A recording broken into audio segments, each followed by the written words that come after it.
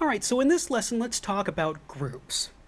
If we learn who we are from interacting with others, then the groups that we belong to will tell us a lot about who we are. Now, one way to distinguish groups is through primary and secondary groups. Primary groups are groups that are very close and important to us, usually like our friends and family.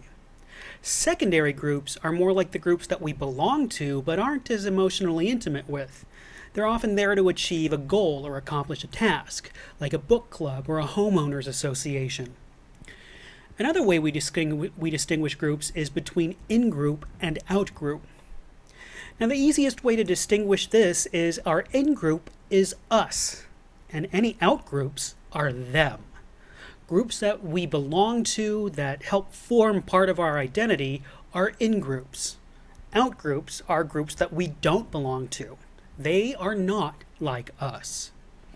Now, another way we can think of groups telling us who we are is the reference group. It's any group that we compare ourselves to, usually our friends and peers. But it can also be any group that we identify with, such as co-workers or our church choir. The point is we compare ourselves to them.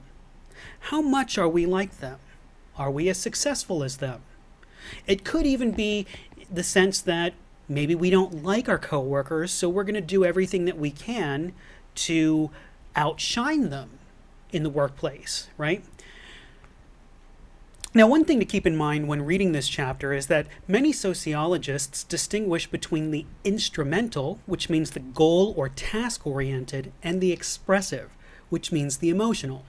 So when we talk about instrumental groups versus expressive groups, or an instrumental leader versus an expressive leader, we're distinguishing between, say, a chair of an activist group or a tutor in a study group where you don't have to have strong emotional ties with the other members, although you can.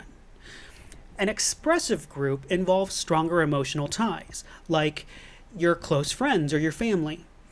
Expressive leaders tend to be more charismatic and foster emotional ties and bonds between people, whereas an instrumental leader is focused on getting things done. We're there to study. We're there to rehearse.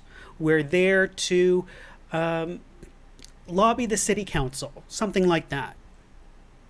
Now, groups also exert pressure on individuals. And this is the pressure to conform. And you may have heard of one kind of this conformity effect called peer pressure. Now, a lot of the pop culture references to peer pressure get it wrong. Lots of peer pressure doesn't involve someone saying, "Hey, aren't you cool? Don't you want to try my drugs?" Instead, it involves unspoken fears of sticking out, of not belonging, of seeming different, or of upsetting the balance. The way that my friends in undergrad used to put it, it's not peer pressure, it's just your turn. So when we're part of an instrumental group, that is, a group that is there to accomplish a task, we tend to talk about things like hierarchy, leadership, and division of labor.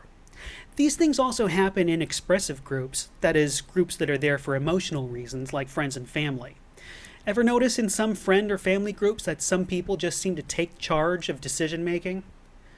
Now, Max Weber came up with a concept called an ideal type, which means something that displays the essential characteristics of something perfectly, or even to an extreme. You might have heard the expression, "nothing happens in a vacuum." Well, ideal types are a fictional way to think about social phenomena as if they did happen in a vacuum.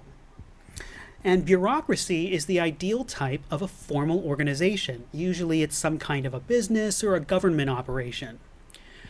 Now, to be a bureaucracy, there has to be a clear division of labor and a clear hierarchy of authority based on explicit rules that make them impersonal. This removes emotion from a bureaucracy, so decisions aren't being made by how much somebody likes somebody or how much somebody doesn't like somebody. That keeps it safe from things like nepotism or secret backroom negotiations. This way it can function as efficiently as possible. However, that also means that bureaucracies can't exhibit any compassion, which makes them seem cold and ruthless. So that's it for our lesson on groups. Next time we're going to be talking about culture.